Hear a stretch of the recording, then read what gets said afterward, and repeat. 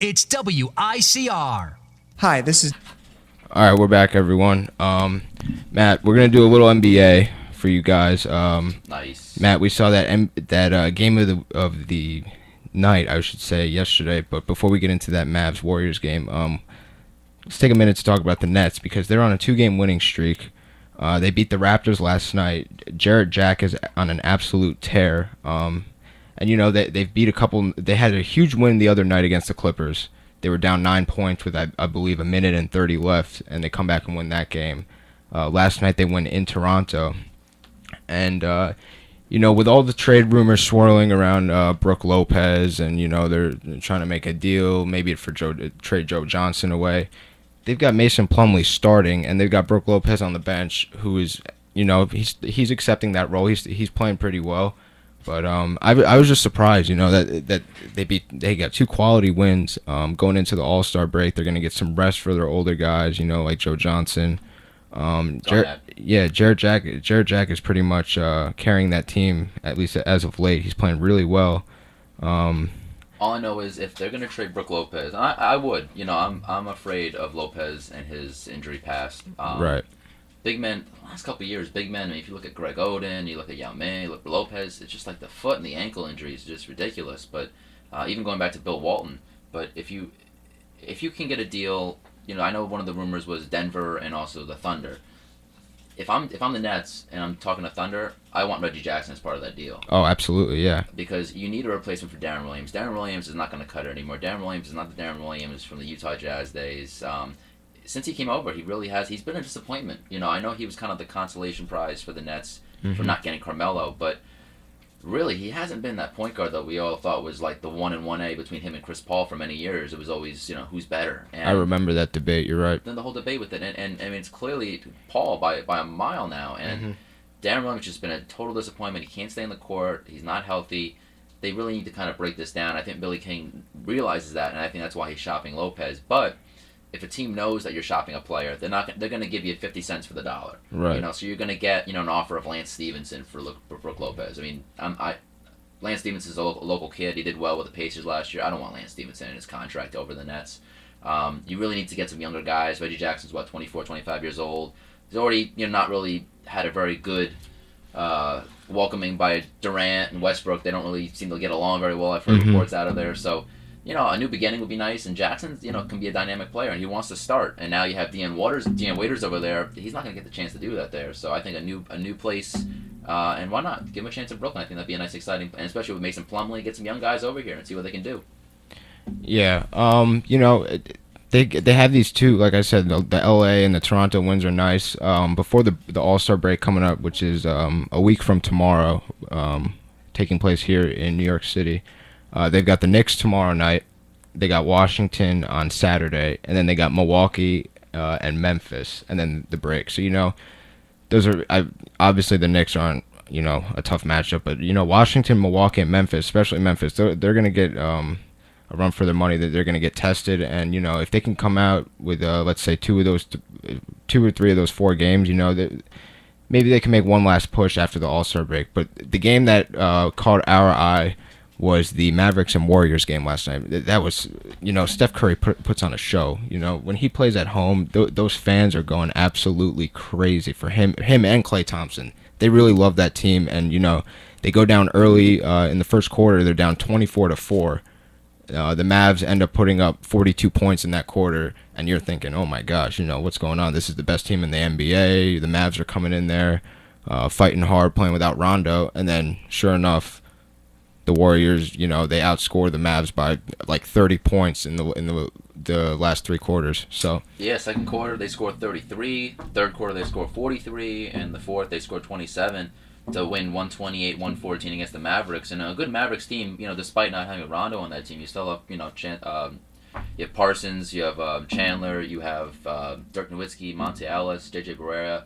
So you still have some good pieces on that team. But yeah, I mean, Steph Curry was on another level last night again. He is, one of the best pure shooters in the game. Him and Klay Thompson are 2 of the best pure shooters, and it's going to be fun to watch them in the 3-point contest they're going to have next week in New York. Looking forward to seeing that. I think they're going up against Redick. I think Kyle Korver's in that mix too, so it's going to be a fun matchup. But what a game again by Curry. Really just putting them on their back again and just put on a show. He was what was he? He was 10 for 16 in threes, 16 for 26 in field goals. Also had 4 assists, but 51 points. I mean, and especially when you're down early like that, to really still have that will and that determination to come back. And give credit to Steve Kerr. Steve Kerr made probably one of the best decisions of his life. Oh yeah. By not going to the Knicks, going to Golden State with a stacked roster, and they have the best record in the NBA. I want to get to the Steve Kerr in a minute because I want to talk about Phil Jackson, what he came out and said yesterday. But just one more minute about Curry. He puts up, like you said, you hit 10 for 16 and from the 3-point line. He puts up 10 threes a game like it's nothing. Like, this guy is unbelievable. I think he's, at least this season, has emerged as the best point guard in the league, in my opinion. Just the way he's carried that team. They don't really have, I mean, I guess he's considered a superstar now, but they just have a lot of good players, and they play really well together. They got, David Lee off the bench. They got guys like Harrison Barnes, Andre Iguodala, Andrew Bogut. When Andrew Bogut's healthy, that's a different team because, they took the Clippers to 7 games last year without Andrew Bogut. So I think that this year, once they get to the postseason and if they're healthy, I think they're the team to watch out for in the West. Definitely agree. I think the West. I mean, the West is always a tougher division, obviously. But listen, the Golden State Warriors have one of the better chances out of all the teams. I mean, the Rockets are without Howard for the next 4 weeks. So James Harden really is kind of carrying that team right now. And then you have Memphis out there too. So I really think it's going to be Memphis, Houston, Golden State. Those are and the Clippers are kind of like the big 4 right now in the West. But Golden State has really a complete team. They're unselfish too. So while Curry may take a lot of shots, but he's also, he's a good facilitator. I mean, he still averages a little over 8 assists a game. So he's still passing out the ball. You still have Klay Thompson out there, like you said. You have Bogut, which is a difference maker. You have Iguodala coming off the bench. I mean, you got a good deep roster there, and Kerr's done a tremendous job. And obviously, he was a player. He was in the front office, so he's got a lot of experience with that. And a lot of young players on that team, some good veteran mix. It's really a nice dynamic that the Golden State Warriors have over there.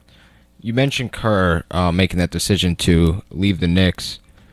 Or not leave the Knicks, but, take the Warrior job instead of the Knicks job.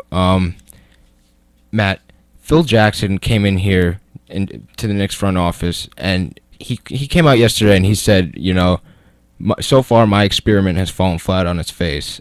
And I was just thinking, yeah, it has. But I think Phil we all know he's got an ego, but I just think that, it's getting the best of him because, he wanted, when he was making that coaching, he was conducting that coaching search, he was trying to find a guy that he could mold into, a mini Phil Jackson, a guy that would, take his ideas and philosophies and implement them on the court the way he wanted them to, because quite frankly, he's just too old to coach and he doesn't want to do it anymore. Right. So it was once Steve Kerr got the offer from Golden State and realized, wow, this roster is maybe 10, 20 times better than the Knicks roster, a way better situation. He bolted. He got out of here, and Phil Jackson he resorted to Derek Fisher, who had just come off, playing a playoff game with OKC when they lost, and he started talking to Fisher about coming to New York.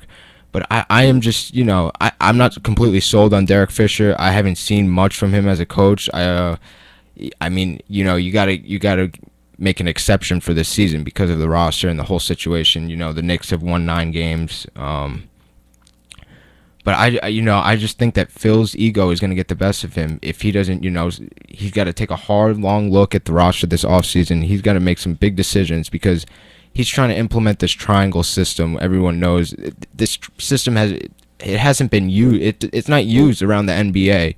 Right. Besides, when he was in Chicago, he had Michael Jordan. When he was in LA, he had Kobe Bryant, and now he's in New York and he's got Carmelo Anthony, who is not on the same level as Kobe Bryant and Michael Jordan. So it's a really tough thing to try and construct when you and especially in today's NBA. Like next year we have like a lot of cap. I say we as in the Knicks. We have a lot of cap money. He's made all these trades. He's cleared the cap space. But what players are going to want to come here and play in the triangle? Players don't want to, fit into a system. They want the system to fit them, and I think that's where Phil's problem is starting because he's got players now like J.R. Smith. he said he was thinking too much when he was here in New York this season with Phil. He said he couldn't play his game. He was thinking too much. The triangle was making me think too much. Like, all right, nightlife too. yeah, exactly. But now he went over to the Cavs and he's averaging 15, 18 points a game. So it's a very tough thing to do when you say I want to put this system in and this is what we're going to do, and then try and go find the players that fit that, because quite frankly there's no players out there that fit the triangle. You're going to have to teach the triangle to anyone that comes into our building. And everyone's saying Okafor, we're going to get Okafor in the draft if we end up with that pick. Even if you get Okafor, that's another lost season. You're going to have to teach Okafor the triangle. So it's really tough. It's a tough situation. And is it really the triangle, or as much as the players that Phil Jackson has had in the past? I mean, listen, the players that he had with the Bulls, and you had Jordan, you had Pippen, you had Rodman, you had Kerr. I mean, you had some, Harper. You had great talent on that team. And then with the Lakers, obviously, you had Shaq and Kobe, and then you had Gasol. I mean, you had some tremendous talent. So Jordan and Kobe alone are different players than Melo. Melo is a score-first player. Kobe and Jordan, obviously scored a lot and did a lot of the scoring for the team, but they had that different drive that they put it in, where some nights they just won it by themselves. They said, hop on my back, I'm going to win this for you guys. And I don't think Melo has that. Melo is a great player. He's a superstar player for all intents and purposes, but I don't think he's that same level of intensity that Kobe and MJ had. And, it made Phil look great. And, listen, Phil had a big part in it too. His system worked. But maybe it's time to reevaluate the triangle system and triangle offense and start with what works well. And what the Knicks, listen, 2 years, they're 2 years removed from 54 wins. Yep. And they had a lot of the same players at the beginning of the season. We're talking about Iman Shumpert, J.R. Smith, Carmelo Anthony, Prigioni. The major losses obviously were Chandler, Jason Kidd. And then you had some veterans like Campy and Wallace, Kurt Thomas. But for the most part, the dynamic was still there. So what really changed in 2 years' time, it kind of baffles me a little bit. But now, obviously, with the trade and the breaking down, you're really starting fresh now. A lot of these, these kind of D-League guys or the 10-day contracts, which, I have no problem with. Listen, I'm watching the scoreboard. I'm watching the standings. I want the Knicks to get as many ping pong balls as possible to get Okafor if they can. Right. I don't think the draft is very deep this year, besides maybe 2 or 3 other players. So the Knicks are going to be in position where they're probably going to be in the top 5, hopefully, in terms of a draft pick. So this is going to be a very important pick, and I'd like to see Phil Jackson out scouting a little bit more. I know he was there in the Garden, which is a couple steps down from his office, and saw Okafor play the other day. But I'd like to see him go on a couple more trips and kind of evaluate some talent, because we're going to need it going forward. And this is the kind of league where premier talent may not always be available in the free agency, because they're going to lock up their players earlier on. Just like baseball. In baseball, you're not getting these guys hitting free agency anymore. You're getting guys that are hitting free agency maybe, that are later in their years, like Granderson or Kadire. But the superstar players, like, a Trout and Kershaw and Felix Hernandez, you're signing up and locking up to long-term deals early. So same thing with basketball now, too. You're not getting those premier guys hitting the market. So, and is it really, is it really even worth it going out spending a lot of money on LaMarcus Aldridge or Marc Gasol? Or would you rather have just more complementary pieces? Look at, perfect example, the Atlanta Hawks, who finally had their streak ending at 19 games, which is fantastic. And who would have thought at the start of the season that the Hawks would be where they are? I think they're 41-10. I think they still have 9 losses. 9 losses, 49. So unbelievable though. With the talent they have, and they don't really have a superstar on their team, but they just have good players in their team, and that's what you need. You need good players who know their roles. Yeah, Golden State's another example of that. They didn't. Until Steph Curry emerged in the past year or so, they didn't really have a big guy. They just put it together. They got Klay Thompson, they got Steph Curry, they got guys down low and David Lee and Andrew Bogut, and they filled in the rest of the pieces from there. But you made a great point comparing it to baseball. We're gonna get into that now next after the break, because in what's been an awful season in New York sports, maybe the Mets and Yankees can be a savior to this city in the upcoming season. So we're gonna take a quick break and we'll be right back.